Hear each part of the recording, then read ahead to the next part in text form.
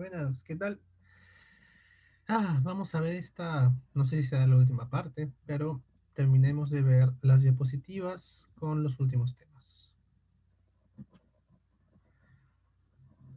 de esta primera parte, ¿no? A ver, nos habíamos quedado caída de tensión. ¿Qué cosa es eso?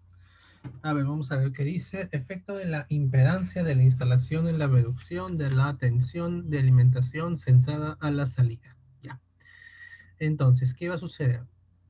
Eh, ya nos estamos dando cuenta de que, solamente para volver acá, ya que ya entendimos, o al menos ya podemos aceptar que existen cargas inductivas y cargas capacitivas, quiero volver a cuando habíamos hablado acerca de la línea, ¿ya? La línea de transmisión sigue siendo un cable, sin embargo, ya entendemos que este cable va a tener una resistencia interna, muy bien, va a tener una inductancia interna, una autoinductancia.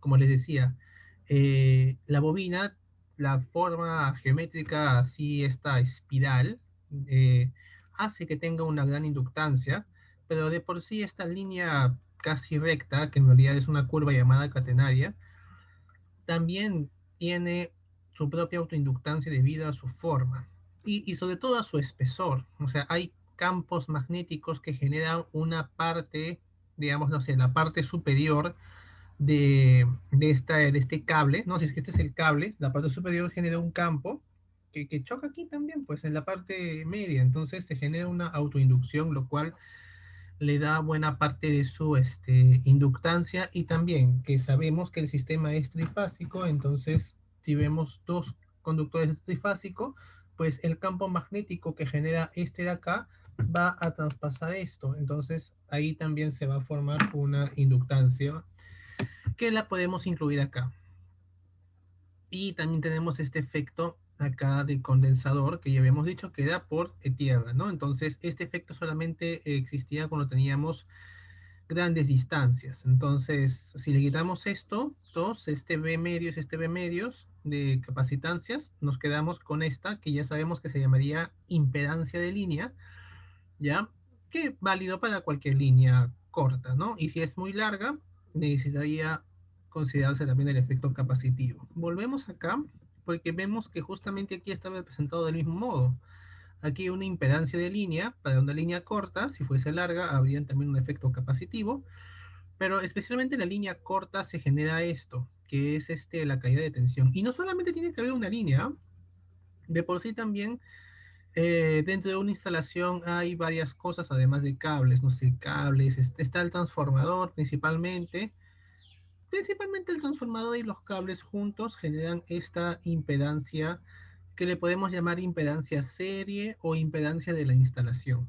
¿Ya? Entonces, ¿qué va a pasar cuando algo esté conectado? Cuando hay alguna carga que demanda mucha corriente, ¿ya? Una I bastante intensa, ¿ya?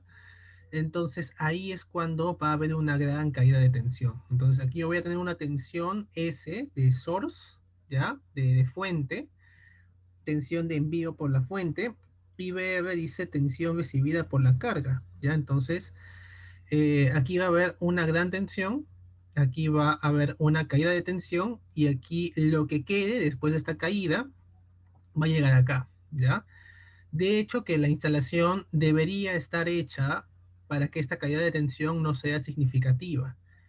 ¿Cuánto es significativo? Pues que sea menos del 5%, ¿ya? Y eso es justamente un buen diseño, ¿no? Cuando tú diseñas y también seleccionas los cables conductores para esto, pues tienes que chequear de que aquí no llegue menos del 95, de que aquí llegue más del 95% de esto, ¿ya?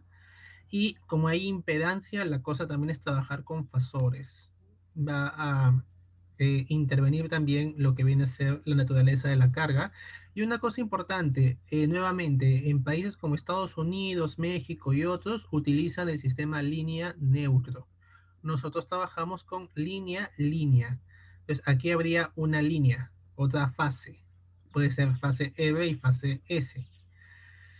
Entonces, esta fase tendría impedancia de línea, la otra fase también, y terminarían sumándose, ¿ya? Pues obviamente cuando te dan el dato de una de las líneas, tienes que multiplicarlo por dos porque el tema suele ser este monofásico, hay dos líneas, ¿ya? Como dato. Efecto Ferranti. Ya volvemos al tema este de acá. El efecto Ferranti tiene que ver con esto mismo de acá, pero se da cuando la componente capacitiva ya es apreciable. Y es importante ver esto, pero ya del punto de vista fasorial, porque aquí me lo he entendido. Suena lógico. Lo que no suena lógico es esto que va a pasar acá. Eh, esta va a ser eh, esta es S, entonces es la tensión de la fuente, ¿ya? Source, esta es la tensión de la fuente, ¿ya? Source es fuente en inglés, ¿ya? Y esta es la salida y por aquí va a estar conectada alguna cosa, ¿ya? Entonces, ¿qué va a pasar? Por este efecto capacitivo que está aquí, lo que va a pasar es que la tensión que va a haber en R, o sea, en la carga, que aquí no está conectada a ninguna carga, pero podríamos, si quieren le dibujo,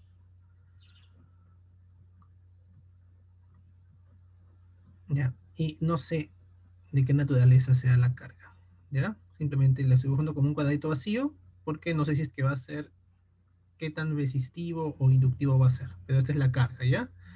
Le voy a poner L de load, ¿ya? De carga en inglés. Entonces, nada, justamente por tener una gran capacitancia aquí en paralelo, el diagrama fasorial va a tener esta forma. Entonces, nuestra tensión a la salida va a ser mayor, ¿ya? Las capacitancias, ya sea colocadas adrede por este efecto o en este caso, pues debido, como les decía, a la gran longitud de la línea, van a generar un aumento de la tensión de salida. Ese es el efecto Ferranti, ¿ya? Y bueno, igual, netamente, eso solo para que lo conozcan, porque todavía no saben hacer diagramas fasoriales, ¿ya? Después, transformadores. Los transformadores, como los que vemos en...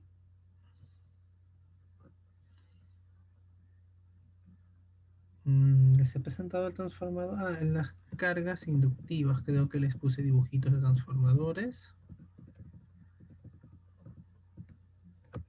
Sí, este de acá, bueno, sí, los transformadores están acá, pues, ¿no? En estas llamadas subestación biposte.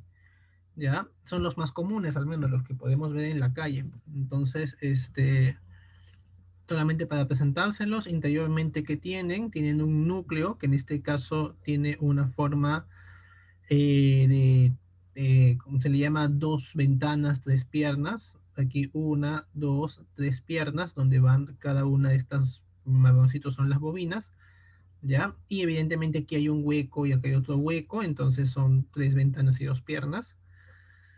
Y y nada, aquí están justamente las bobinas, ¿ya? Ahora, esto es trifásico, porque yo veo que hay uno, dos y tres salidas acá, y aquí yo veo uno, dos, tres y cuatro salidas y acá, ¿verdad? Yo también entiendo de que por la forma al menos veo de que estos son unos aisladores, se les llaman aisladores pasatapa, más grandes. Entonces, estos aisladores son del lado de mayor tensión y esto del lado de menor tensión.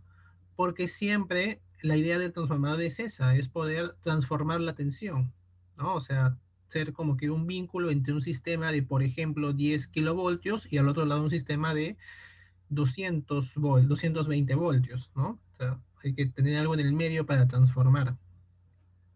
Eh, Porque nos conviene hacer la distribución a 10 kilovoltios y vamos, lo que utilizamos, nuestros aparatos están diseñados para trabajar a 220 voltios. Eh, También hay que hablar por qué nos conviene hacer eso. En fin,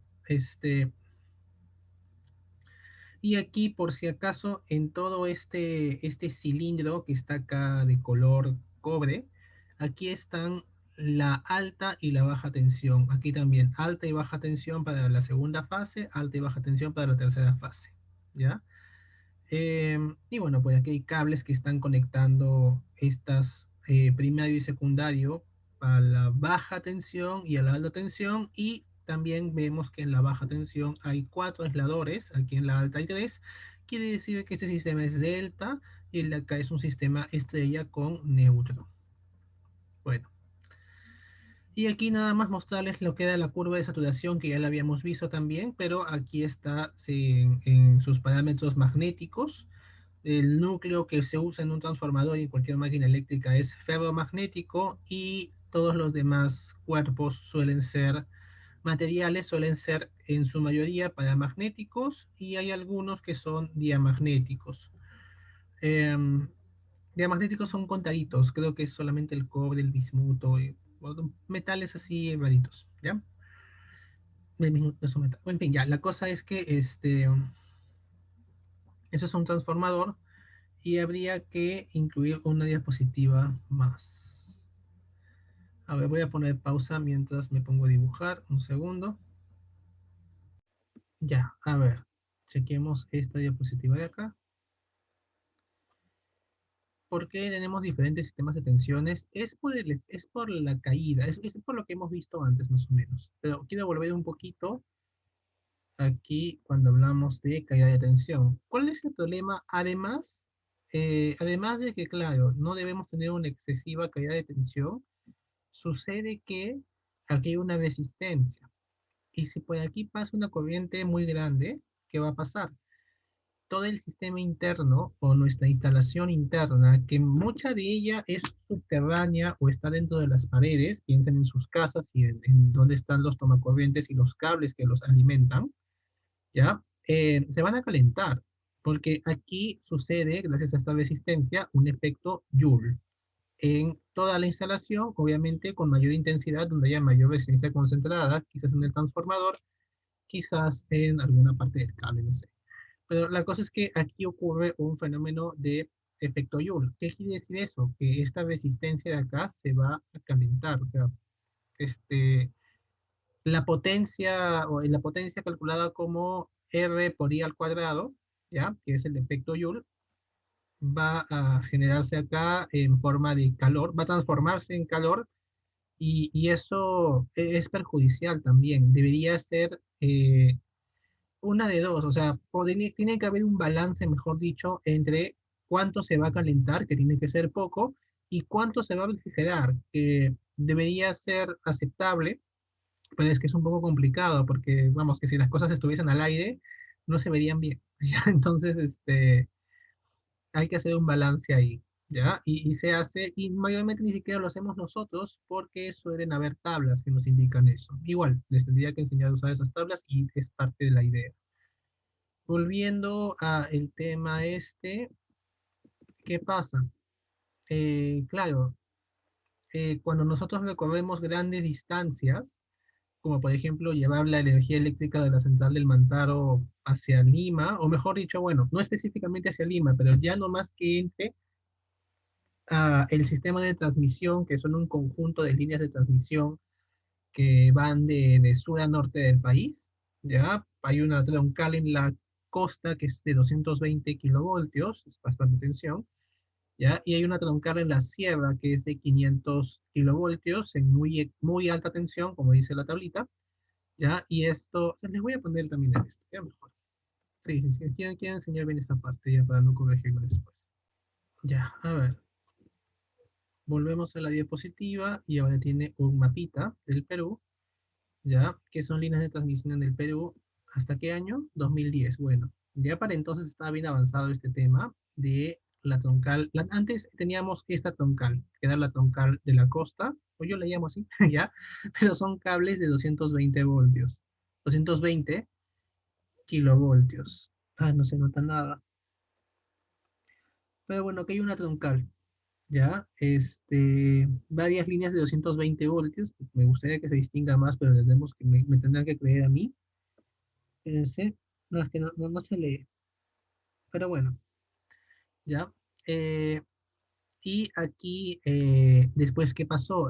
Vamos, que con el tiempo se dieron cuenta de que se tenía que hacer una gran inversión en el país para que eh, haya una mejor comunicación, o mejor dicho, una mejor repartición de la energía eléctrica, ¿ya? porque la mayor parte de energía eléctrica se produce en Lima, ¿ya? Y las mejores caídas de agua están en esta zona.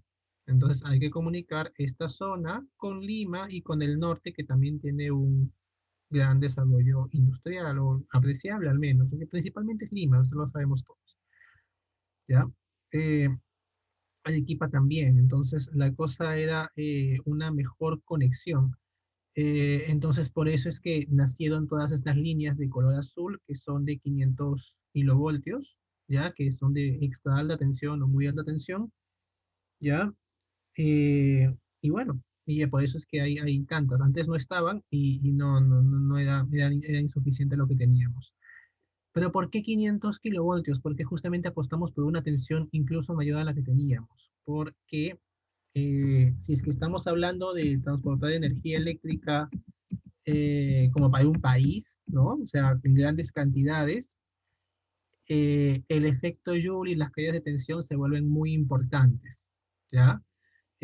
Un efecto Joule grande vendría a ser perder energía en calentamiento, que ahí no habría mucho problema, porque si estamos hablando justamente de redes que son aéreas, ¿dónde están mis redes aéreas? Si estamos hablando de redes aéreas, esto se refrigera bastante bien porque está al aire libre y el cable está desnudo sin aislamiento, ¿ya? Pero el problema viene a ser la caída de tensión y la energía que se botaría ya en forma de calor automáticamente refrigerado por el medio ambiente. Entonces, se trata de que la corriente sea pequeña, ¿ya? Queremos que la corriente en transmisión sea relativamente pequeña y eso lo hacemos de este modo, pues, ¿no? La corriente B es, ay, espérate, B es igual a I entre R, I es igual a B entre R. Bueno, pero igual hacemos justamente, a ver, déjenme, Hausen. Ya, no tiene que ver con lo que está escrito, no tiene que ver con la ley de Ohm, pues. Tiene que ver con que la potencia S es igual a B por I, ¿ya? Y no es ley de Ohm, sino es potencia aparente, ¿no? ¿Ya? Eh, entonces, claro, o sea, tú lo que estás llevando lo puedes categorizar como corriente y como tensión, pero lo que estás llevando es potencia, ¿ya? Tus máquinas requieren cierta potencia. Entonces, y eso tiene que ver, tiene sentido con el trabajo que van a realizar. Entonces, ¿qué va a pasar? Que cuando yo tengo mayor tensión, voy a requerir menor corriente, ¿ya? Y cuando yo requiero menor corriente para el transporte, tengo un menor efecto Joule, tengo una menor disipación de calor, una menor pérdida de energía. Entonces, por eso yo quiero siempre que mi tensión sea muy alta en el transporte y por eso es que tenemos ahora una troncal, que en realidad es de la costa y de la sierra, que que es que la veo bien, ya, de 500 kilovoltios. Ahora, eh, y el transformador mismo, que era lo que estábamos hablando hace un momento, ya, esto es un transformador monofásico, entenderán que en un sistema trifásico requerimos de este tipo y no de este, ya, pero como cada una de las bobinas son iguales, se trata de hacer un equivalente monofásico de este, y este vendría a ser el circuito equivalente del sistema monofásico, donde esta partecita de acá representa al núcleo, ¿ya? Y estos de acá representan un poco a las bobinas y tiene pinta justamente de una impedancia de línea, pues claro, acá hay mucho cable enrollado, también va a tener una buena autoinductancia y una resistencia. ¿Ya? Entonces, igual, consideren de que así como hemos aceptado que la línea eléctrica larga tiene un modelo pi, este es el modelo T de nuestro transformador y ahí vamos juntando circuitos para aplicar nuestro Kirchhoff y nuestro análisis de circuitos, pero aplicados a máquinas que en algún momento lo van a ver. ¿Ya? Los motores de inducción también, Solamente un comentario, que aquí tenemos nuestro, ¿qué cosa? Nuestro estator, ¿ya? Ese es un estator. Aquí el estator tiene bueno, tiene una carcasa, que es lo de azul, y adentro tiene un cuerpo magnético del mismo material que el núcleo del transformador, o semejante, ¿ya? Y aquí van a estar, esto que está medio como que amarillito, se entiende que es cobre, que está, en vez de dar vueltas así enrolladito en una columna, está dando vueltas en todo el perímetro de este cilindro hueco que es el núcleo del estator, ¿ya? Y aquí tenemos el rotor eléctrico, ¿ya? Que también tiene material ferromagnético y tiene estas líneas que son medias diagonales, son conductoras, no son necesariamente alambres, ¿ya? Pero está hecho de este modo para que justamente esto se introduzca acá al medio, con libertad de movimiento a través de unos rodamientos que se colocan acá, y gracias a el fenómeno electromagnético que se va a producir acá, este va a comenzar a girar, ¿ya? Más detalles les voy a explicar en la parte práctica, ¿ya? Igual, también, como son materiales ferromagnéticos, tanto el rotor como el estator, tenemos que también hay una saturación y existen fenómenos muy semejantes. El tema es que justamente este gira, ¿no? ¿Ya? Eh, Esto se le llama motor de jaula de ardilla específicamente, es el motor más difundido en cuanto a la industria por su buena relación potencia-volumen, ¿ya? Hay otros tipos de motores, muchos en desuso y otros naciendo o haciéndose más famosos, ¿no? Como los motores brushless, que probablemente en un futuro van a reemplazar a estos, porque son, o sea, se han vendido, se han vencido sus desventajas por tecnología, ¿ya? ¿Qué pasa con el motor de jaula de ardilla? Que no se le puede controlar la velocidad, como también se los voy a decir en la parte práctica de este curso. Entonces, como no se puede controlar su velocidad, tenemos que se ha desarrollado justamente equipos que se llaman variadores de velocidad, ¿ya? Y con eso ya podemos aumentar, subir, bajar, porque si no solo tendría la velocidad de fábrica. Y podríamos bajarlo y disminuirlo como lo hacíamos antes, que era con engranajes y con cadenas, ¿cómo se llama? Correas, ¿ya?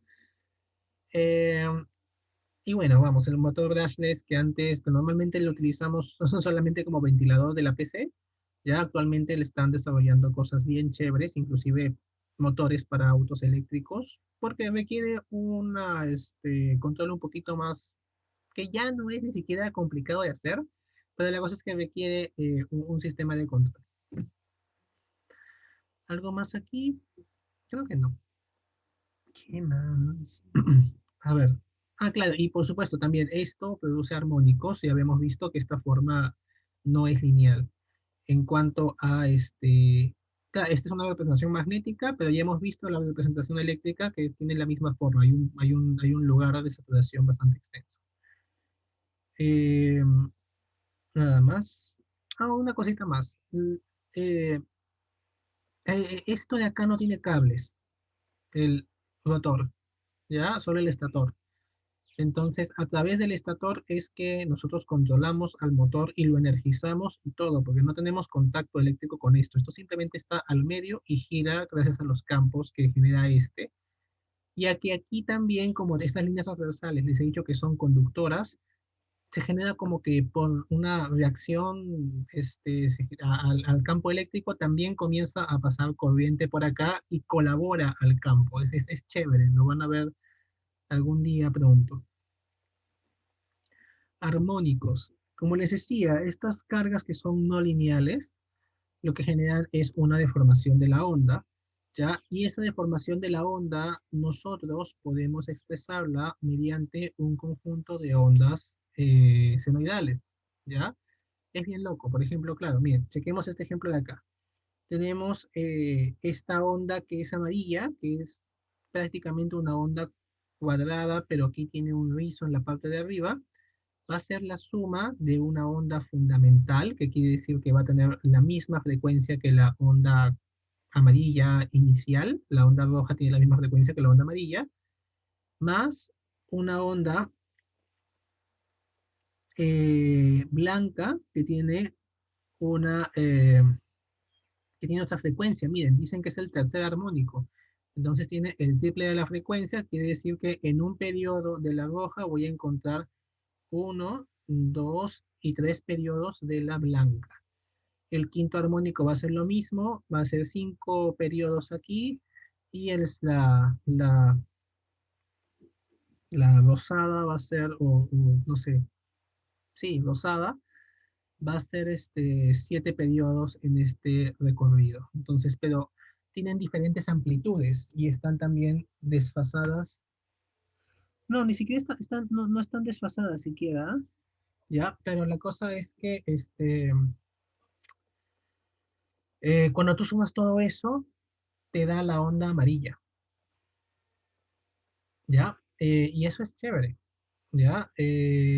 Entonces, claro, la onda deformada por nuestras cargas que eran no lineales va a terminar teniendo, digamos, una forma parecida a la amarilla, y nosotros podemos analizarlo como un conjunto de ondas senoidales, ¿ya? Alguna de una fundamental y las demás armónicas, que quiere decir de mayor frecuencia, ¿ya?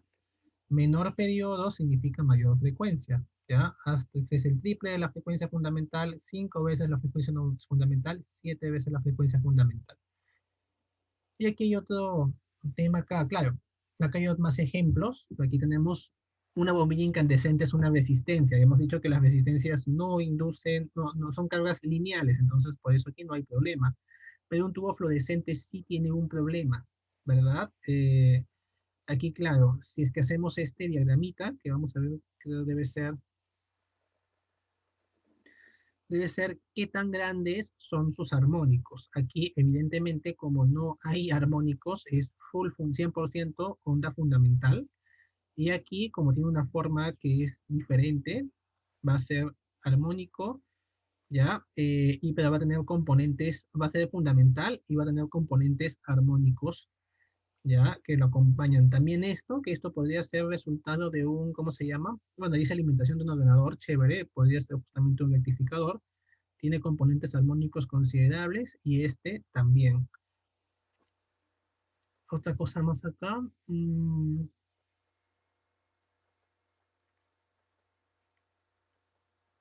Iba a decirles algo, no por qué. Bueno, eso es perjudicial, ¿ya? Siempre deberíamos tratar de que la onda sea así, ¿ya? Pero tenemos que pero la onda de corriente, especialmente la onda de corriente es la onda afectada. Recuerden nuevamente que por favor que la onda de tensión no se mueve, ¿ya? No podemos moverla, literalmente. Es como que está conectado al gran sistema eléctrico del Perú, entonces, no sé, que conectes tu licuadora o lo que sea, tu televisor, no va a mover eso, ¿ya? Es más susceptible a todos los cambios que están hacia afuera de tu casa, que ocurren en los diferentes centrales eléctricas del país. Por eso es que el valor no es constante, ¿ya? Pero lo que sí afecta es la corriente que está pasando por tu casa, ¿ya? Entonces, ¿qué quiere decir esto? Por ejemplo, que claro, por tu casa están pasando, digamos, cierta corriente fundamental, pero además las armónicas con las cuales no contabas antes. Entonces, ¿qué puede pasar, por ejemplo, de que tu corriente fundamental, o sea, digamos que estés al tope en tu corriente fundamental y digas, ah, todo está bien, pero estas no estás contando con estas. Y estas corrientes de acá eh, también generan calentamientos adicionales, ¿ya? Entonces quizás estás en tu límite térmico acá, en cuanto a tu instalación, estás en la máxima disipación que puede aguantar tu instalación, pero no has contado con estas. ¿Por qué? Porque no tienes el equipo para medir esto. Un multímetro no te dice esto. El multímetro solo te da una pantallita con números. Esto lo ve otro equipo llamado analizador de calidad de energía, ¿ya? Porque decimos que, claro, porque está trayendo el polizonte, ¿me entiendes? Está trayendo algo que no esperabas. Entonces, es una energía de baja calidad, porque no satisface lo que tú querías. Tú querías senoidal, pero tienes esta cosa, ¿ya? Entonces, por eso le llamamos analizador de calidad de energía al equipo que mide esto y deberíamos hallar formas para contrarrestar un exceso de corrientes armónicas. Claro, ese es el tema. Claro, aquí tenemos lo que viene a ser la tensión, ¿ya? Una tensión eléctrica y aquí está la corriente de salida, ¿no? Yo lo he explicado en otro lado, no me acuerdo dónde. Ya bueno, esta es la tensión y esta es la corriente. Entonces, ¿qué va a pasar? Como esta corriente, como esta gráfica, mejor dicho, es no lineal, ¿ya? Aquí dice flujo, pero es proporcional a la tensión, créanme. Después lo van a demostrar. ¿Ya? Esto de aquí lo reflejan acá, y van a ver que justamente, si es que esto fuese una línea recta, esto vendría a ser una onda senoidal, ¿ya? Pero no lo es una curvita, ¿ya? Ni siquiera estamos llegando a la zona de saturación, y ya se están formando estas deformaciones, parece más una onda triangular que senoidal, ¿ya? Pero eso pasa, especialmente como pueden ver, esto es aplicable para materiales magnéticos, porque esta es la curva de magnetización que hemos visto antes, solo que en positivo y en negativo. ¿Ya? Y sí, es la deformación de la onda, se genera al energizar una carga no lineal y tiene estos efectos, como les decía, sobre calentamiento, también que ahora hay corrientes de altas frecuencias que están montadas en tu onda fundamental, ¿ya? Y eso también va a tener efectos. Y el disparo de dispositivos de seguridad, claro, es que sobre todo esto ligado también al tema del sobrecalentamiento. La verdad es que el problema es el sobrecalentamiento, ¿ya? Que conlleva todo. Eh, conlleva el envejecimiento justamente de tu instalación. ¿Qué va a hacer esto? Si es que se sobrecalienta mucho, el plástico aislante que rodea a tu cable, ¿ya? A tu cable que está dentro de tu pared, para que nos pongamos en contexto a lo que tenemos cerca, eh, se vuelve sensible con la temperatura. Entenderás que es de plástico y que el plástico es muy sensible a la temperatura. Si no, no sé, calienta un plástico. Literalmente, tú que tienes un cautil, ¿qué pasa cuando la punta choca con un plástico? Lo hace miércoles, lo hace purecito. Entonces, eso pasa, es muy sensible. ¿Ya? Entonces, un sobrecalentamiento prolongado de años o meses, va a debilitar tu instalación eléctrica y va a hacer que sea más sensible a accidentes, más propensa a fallar y a tener algún cortocircuito o algo así. Bueno, esta diapositiva de acá es solamente para que ustedes observen que en un recibo eléctrico cualquiera, en este caso de Enel, lo que nos cobran son soles por kilowatt hora, ¿ya? Y en ningún momento te están cobrando kilovolt-ampere, solamente para recordarles algo que les dije antes, que claro, la distribuidora, a nosotros clientes domiciliarios, no nos cobran los, la potencia reactiva, nos cobran solamente la potencia activa, y la reactiva nos la regalan porque dicen que al ser una casa debería ser despreciable, ¿ya? Entonces no hay problema por eso. Pero cuando estás en una industria, y creo que pasas el 30%. Claro, claro, sí, sí, si tu potencia reactiva excede el 30% de tu consumo de activa, ¿ya?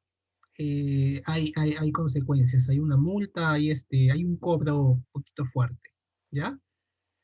Eh, este es el slump que viene a ser, no me acuerdo bien qué era, qué era. Dice Sistema Legal de Unidades de Medida Peruano. Ahí está, ¿ya? Pueden chequearlo y pueden observar que hay algunas medidas que nos importan para la electricidad, que vendría a ser el Hertz. Podríamos hablar del Coulomb, del voltio, del faradio, del ohmio, del Siemens, que es la inversa del ohmio, del Weber, que es una unidad para el flujo magnético, Tesla para el campo, Henry para las inductancias, y lo demás no me importa, ¿ya? Chequen que no está el amperaje, pero vamos, que está el Coulomb y entonces el amperio lo colocan como una derivada del Coulomb, ¿no? Ahora, ya se acaba, igual falta bastante. Ya, ¿cuánto tiempo iremos? No lo sé. A ver, valor nominal, ¿ya? ¿qué sucede? De que, a ver, primero leamos y después comentamos. ¿Ya? Se llama tensión nominal a la tensión de un aparato eléctrico, que a la tensión que un aparato eléctrico no debería alejarse de su función nominal. A la tensión que un aparato eléctrico no debería alejarse en su función nominal. Ya, es nominal porque esta tensión habitual sirve para caracterizar el artefacto, o sea, para nombrarlo. ¿Sí? Bien. Y el grado nominal, a ver, primero comencemos con esta que ya está clara. A ver, se llama tensión nominal, claro, o sea, eh, ¿qué pasa? O sea, los cables de acá, algunos van a ser para 220 voltios, quizás algunos para 400 voltios. En realidad, por un tema de estandarización, tratan de hacer todo como que de 400. Depende del fabricante, ¿ah? Hay unos de 200 y de 400, ¿ya? O sea, de 220 y de 440 me refiero, que es las tensiones estandarizadas que vimos. Entonces, ese dato es importante, porque si a un cable de 220 voltios le colocamos quizás, no sé, 1000 voltios experimentalmente, ya, Eh, obviamente no está hecho para soportar esa tensión y el fabricante no te puede garantizar que va a funcionar correctamente, o sea, que no vaya a fallar. Puede fallar, podría fallar, ¿ya? Entonces, la cosa es no pasar por ese riesgo. Y para eso justamente el proveedor te ha escrito en el cable sus características. Aquí te dice que esto aguantaría, ese es un buen cable, dice que hasta 3 kilovoltios DC, estaríamos sobrados, ¿no? Pero la cosa es que lo tiene que decir, ¿ya? Y por eso justamente es una característica, los valores nominales, llámese tensión nominal, corriente nominal, principalmente esos dos, ¿ya? Son características para poder nombrar un cable. Y siempre son características de uso, pues, ¿no? Dice, el grado nominal indica el valor teórico o ideal de cualquier cosa que pueda ser cuantificable en objeción al coste real que es que se obtiene en una medición dada. El grado nominal indica el valor teórico. Sí, eso es un valor teórico ideal, ya te creo eso, de cualquier cosa que pueda ser cuantificable. Ya, claro, o sea, cuantificamos tensión corriente, ¿no? Al coste real, ya no entiendo. No sé qué miércoles dirá, ni de qué página lo copié, ya. Pero ya tenemos la idea de que un valor nominal es eso, es para poder, es una característica importante del cable o de lo que sea, que vamos, valores nominales también hay en el transformador, en la en todo, ¿ya? Y me sirve, como les digo, para nombrarlo, identificarlo. En el caso de una tensión nominal, a ver, dice la diferencia de potencial eficaz entre dos conductores cualquiera o entre un conductor y tierra. Es abajo, en nuestro caso estamos hablando más de dos conductores. Las tensiones están expresadas en valores nominales, a menos que se indique lo contrario. La tensión nominal de un sistema o circuito es el valor asignado al sistema o circuito de una clase dada de tensión con el fin de obtener una designación adecuada. La tensión de operación del sistema puede variar por encima o por debajo de este valor. Claro, eso también, que no es un valor tan rígido. O sea, ¿qué pasa? Si es que tú tienes, por ejemplo, no sé, un cable que sea de 1 amperio, ¿ya? ¿Pueden pasar 1,2 amperios? Sí. ¿Va a explotar? No. Pero la cosa es que esa no sea una exposición prolongada. Por eso dicen que es nominal. Tampoco no te dicen como que máxima posible, no te dan, no es un término más fuerte, es nominal. Puedes ir un poquito arriba, un poquito debajo, de por sí vamos, que ese valor nominal también está con cierta sobredimensión, pero lo ideal es que para tu diseño siempre tienes que estar por debajo de la nominal, ¿ya? Y en la utilización, bajo algún tipo de excepción, alguna eventual sobrecarga o alguna falla, aumentaría un poquito y tendrías ahí un margen de seguridad, ¿ya? Lo que le estoy diciendo es pura lógica, ¿no? Pero hay que ponerle nombre y es valor nominal. Corriente nominal también, eso también es importante, pues claro, las tensiones, recuerden que las tensiones están estandarizadas, ¿ya? Ya hemos visto los niveles de tensiones que hay en el Perú, que aquí están en esa tablita, que le he sacado de la norma, así que del Código Nacional de Electricidad, del Código Nacional de Electricidad. Aquí está la baja tensión, que son 220 voltios, 380. Esto está como un sistema delta estrella, o sea, en sistema estrella, donde esto sería fase neutro y esto fase-fase, ¿ya? Principalmente para un sistema, para un tema industrial. Y en este caso de acá tenemos 220 voltios, 440, cuando estamos con un sistema que tiene un punto medio, en el cual podemos tener nuestra tensión total y un punto medio, y aquí tenemos 220 voltios, que eso yo creo que sí, nunca lo he visto. Ahí sí les digo, cero, nunca lo he visto, ¿ya? Tensiones en media tensión, hayan quitado 10. Bueno, 220 kV, 22.9, 33. Aquí está 13.2, 22.9, 33 y 19. ¿Ya? 19 nunca he visto. Alta tensión, solamente me han dejado 60 kV, 13.8 y 220. Y para esta alta tensión, 500 kV. ¿Ya? Pero son estandarizados. El tema es que la corriente, ¿qué pasa con la corriente? Que la corriente no está estandarizada, pues depende del aparato. Ya, si tu aparato, voy a prender la luz un segundo. ¿Ya?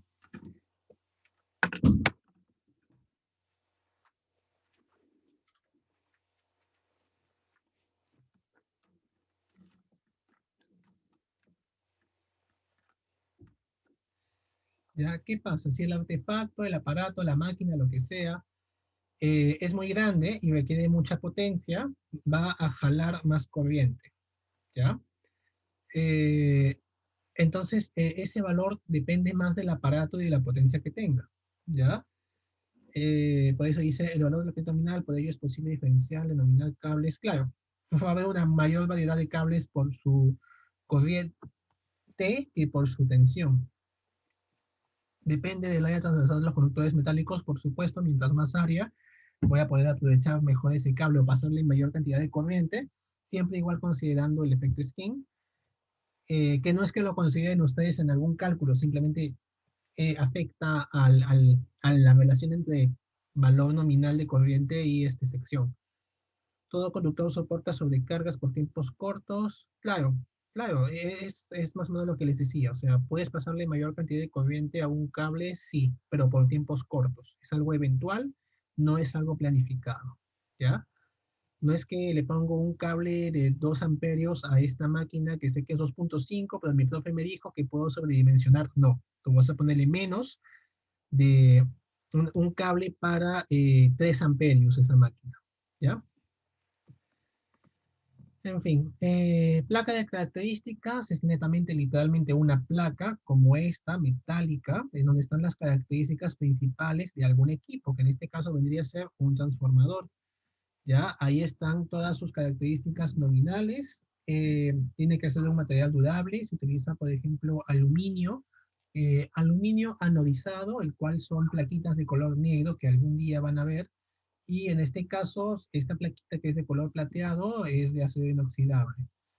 Eh, Debe ser durable, visible, entendible, claro que sí. Estos materiales que he dicho son muy durables.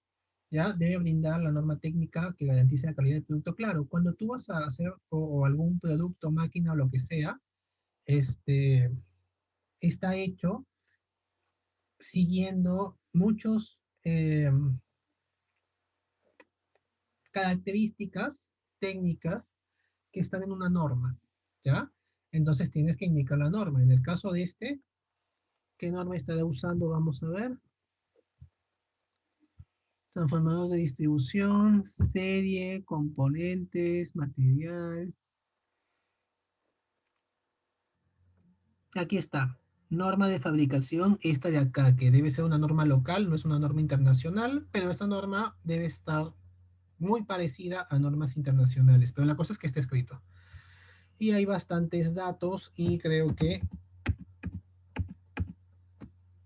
lo principal es que, claro, estoy aquí remarcando sus tensiones nominales, que son 13.2 y 640 voltios, 254, que vamos, ese transformador no debe ser de acá. ¿Ya? Eso lo vamos a ver con mucho detalle en algún otro curso, aquí no es importante.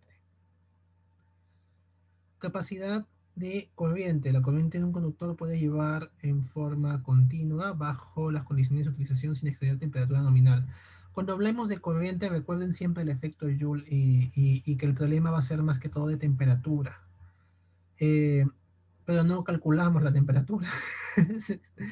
Eso es, bueno, en realidad ahora no, porque en realidad ahora que ustedes en el syllabus sí está el curso de eh, transmisión de fenómenos de transporte, o sea, ya podríamos o tenemos, podríamos en algún futuro o tenemos al menos las herramientas básicas para poder calcular este efecto, esta disipación de calor por efecto Joule a través del cable.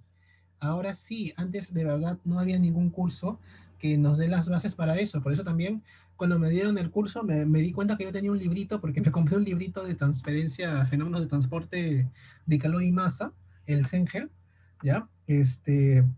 Claro, porque me parecía importante. Entonces, lo había chequeado algunas cositas, tampoco no la había visto a profundidad como lo terminé viendo por el curso.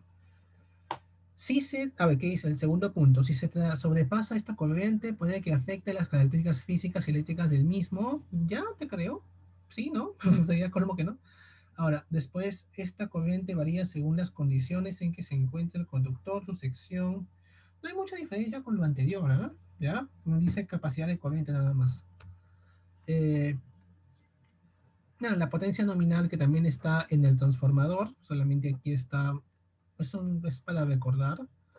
Esta es parte de mis diapositivas antiguas. Esto me importa bastante. Esto sí es muy, muy importante porque necesito que entiendan bien qué cosa es una carga. ¿Ya? Un concepto que falta para que terminen de entender qué cosa es una carga. ¿Ya? Se refiere a los aparatos conectados al punto de suministro de corriente. Sí, claro. O sea, si es que me pongo en el caso de mi casa, yo veo de que tengo bastantes tomacorrientes. Y ahora entiendo en realidad en el fondo esos tomacorrientes deben estar conectados entre sí, ¿verdad? ¿Ya? Y les digo que sí, sí están conectados entre sí. Y ahora, otro detalle más. Todos los tomacorrientes me dan 220 voltios y en mi suministro, lo que Enel o Luz del Sur me entregan son 220 voltios. Entonces, habría que ponerse a pensar cómo está conectado todo eso y la respuesta es que todo eso está conectado en paralelo como está acá. Aquí tendría mi fuente, que tendría que ser una fuente de alterna, sería otro símbolo, pero esa es mi fuente y aquí estaría los dos huequitos, ¿ya? Aquí donde estoy señalando los dos huequitos de mi toma corriente 1, después los dos huequitos de mi toma corriente 2, dos huequitos de mi toma corriente 3, y aquí en el medio están conectados mis aparatos, artefactos electrodomésticos, ¿ya? Eh, entonces, aquí también, a ver, dice que más, la carga que se describe normalmente, claro, la carga se describe con la potencia, ¿ya? Como en el transformador, aquí me indica potencia de 2000 kVA y cuando tú chequeas tu refrigeradora o cualquier cosa que hayas comprado, tu olla arrocera, no sé, o tu ducha eléctrica, no te dice el amperaje, o quizás sí, pero primero y más importante te mencionan los kilowatts que consumen. Las lavadoras, refrigeradoras, todo te mencionan cuántos watts, ni siquiera kilowatts a veces, ¿no? Watts, cuántos watts consumen. Es un dato más importante o más representativo que el amperaje, pero tú sabes ahora que gracias a tu potencia igual a tensión por corriente, puedes determinar el amperaje. Entonces, normal que te digan la potencia o el amperaje porque estamos hablando de una sola tensión, 220 voltios, y la cosa se vuelve proporcional. Ahora, te dice, una mayor carga indica una menor impedancia interna. Y ahí es lo que quiere explicar, claro. Si yo estoy conectando mi plancha, ¿ya? Bacán. Ok, estoy conectando mi plancha, ¿ya? Después conecto mi olla arrocera y después conecto mi terma eléctrica, ¿ya? Estoy conectando una impedancia, en este caso representándolo como resistencia, una resistencia, dos resistencias, tres resistencias en paralelo. ¿Qué pasa cuando yo hago la resistencia equivalente de estas tres? Me va a salir una resistencia menor, siempre. Cuando hallo el equivalente paralelo de varias resistencias o impedancias, el resultado es una resistencia menor. Y tiene sentido, porque si es que yo tengo una resistencia pequeña a una tensión constante, mi corriente debe salir alta. Y eso es lo que pasa cuando conectas varias cositas, ¿ya? Lo que te he dicho, escríbelo, dibújalo y lo vas a entender mejor, ¿ya? Ponte a pensar, claro, o sea, yo pongo esta resistencia y esta resistencia. Están conectadas todas. Entonces, esta jala I1, I2, I3. Quiere decir que mi fuente está aportando I1 más I2 más I3, ¿no? La corriente de aquí sería I1 más I2 más I3, ¿ya? Entonces, quiere decir que cuando yo conecto más y más aparatos, obviamente cada uno va a jalar la corriente. Ojo, cada uno jala la corriente que pide, ¿ya? El aparato manda, ¿ok? ¿Ya? Eso también tómalo bien en cuenta. El aparato, el electrodoméstico, la máquina manda, jala la cantidad de electricidad que quiera, no, no le importa, no tiene cómo enterarse de que si está haciendo un sobrecalentamiento o si es que es demasiada, no piensa, solo jala según su circuito interno, ¿ya? Y entonces eso es lo que pasa acá.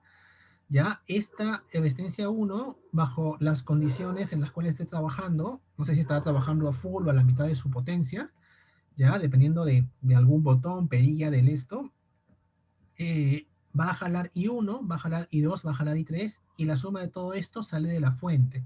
Entonces, el equivalente de estos tres va a ser una resistencia más pequeña que cada una de ellas, ¿ya? R equivalente, y ese R equivalente pequeño va a jalar una corriente igual a I1 más I2 más I3, ¿ya? Eh, Porque es una resistencia pequeña. Cuando la carga aumenta, ¿ya? Y carga, recuerden que estamos hablando carga y que la describimos como la potencia aparente, ¿ya? Cuando la carga aumenta, la resistencia equivalente disminuye, ¿ya? O impedancia interna equivalente disminuye. Carga conectada, carga eléctrica total en vatios de un sistema o circuito eléctrico, si todos los aparatos se ponen en funcionamiento a la vez, también llamada potencia instalada. Ya, eso está bien. Sobrecarga. ¿Qué cosa es una sobrecarga? Pues una sobrecarga va a ser eh, una carga muy grande, que quiere decir una impedancia muy pequeña que jale demasiada corriente, ¿ya? Ese es el problema, hay que tenerle miedo a las impedancias pequeñas, ¿ya? Eh, la sobrecarga es un aumento pequeño.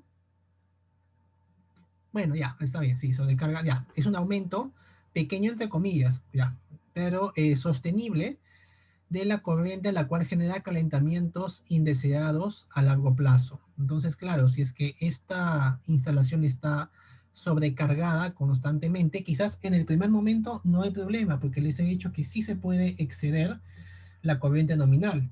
Pero, ¿qué pasa si es que eso se da en un tiempo prolongado? Va a pasar lo que también les he dicho, de eh, que estos cables estén calientes durante mucho tiempo va a afectar su aislamiento porque los plásticos son sensibles al calor. ¿Y eso qué quiere decir? Que hay que dentro de nuestra instalación, en nuestro tablero, tenemos que colocar nuestro interruptor termomagnético, donde la parte térmica es la que va a actuar en esos casos y nos va a proteger de una sobrecarga prolongada. ¿Ya? Eh, entonces, eso, ¿ya? Hay que evitar las sobrecargas y una sobrecarga es un aumento pequeño pero prolongado. Diferente a lo que podríamos ver acá. Esto, ¿qué es esto? Bueno, en este caso estamos hablando de tensión DC, pero chequen que el mismo fenómeno se puede dar para la corriente alterna.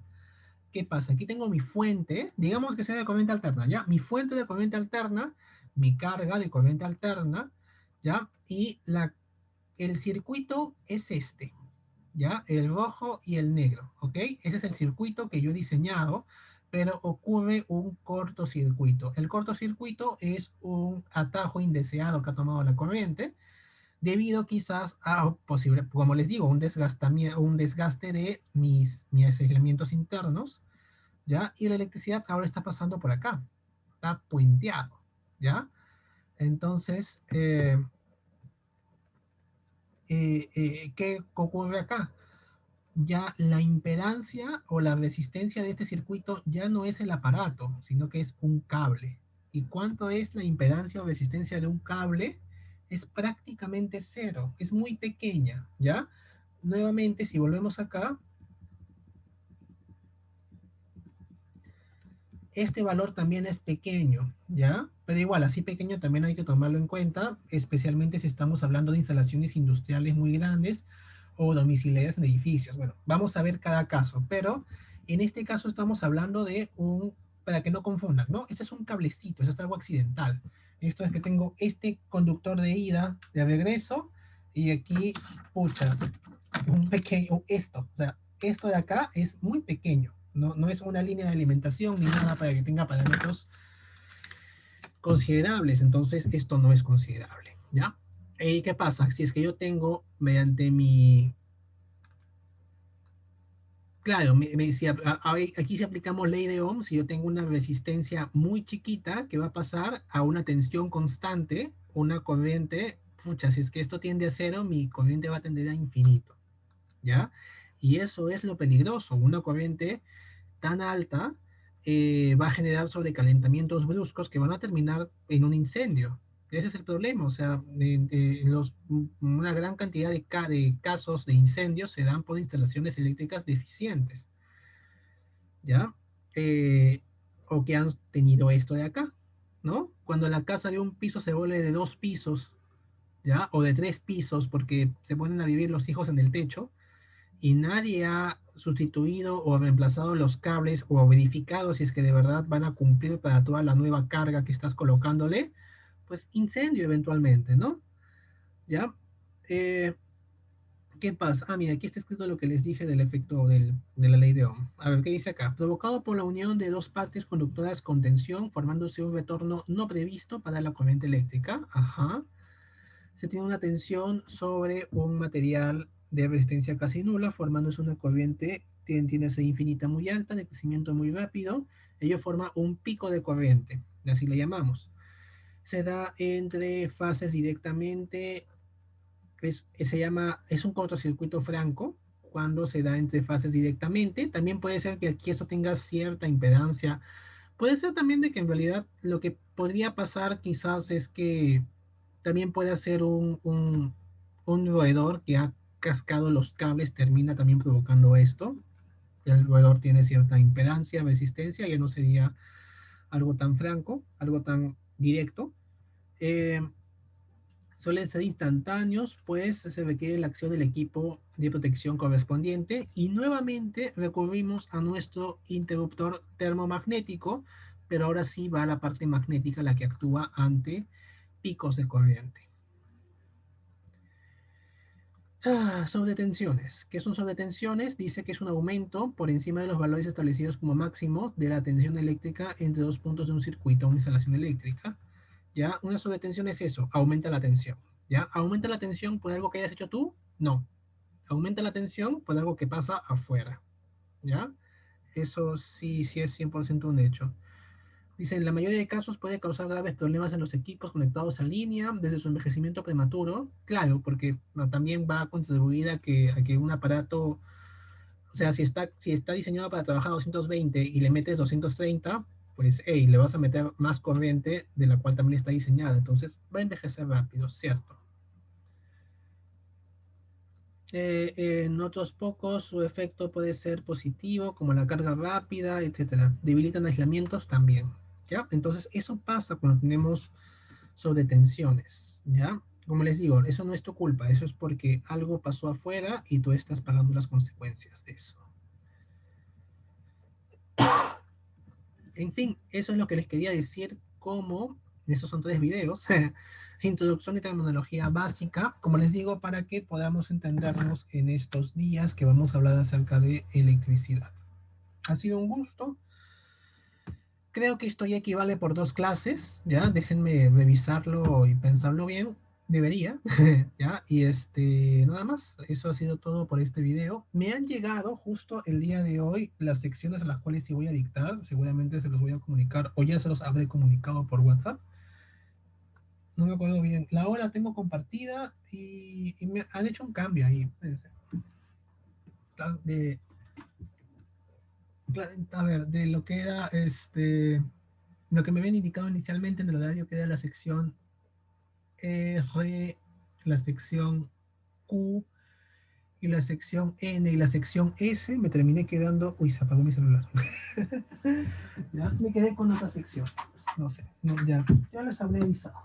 Eso es todo, muchachos. Muchas gracias por atender y de ahí comenzamos con seguridad eléctrica. Ya, la seguridad eléctrica la tendremos que ver la siguiente semana. Permiso y buen día.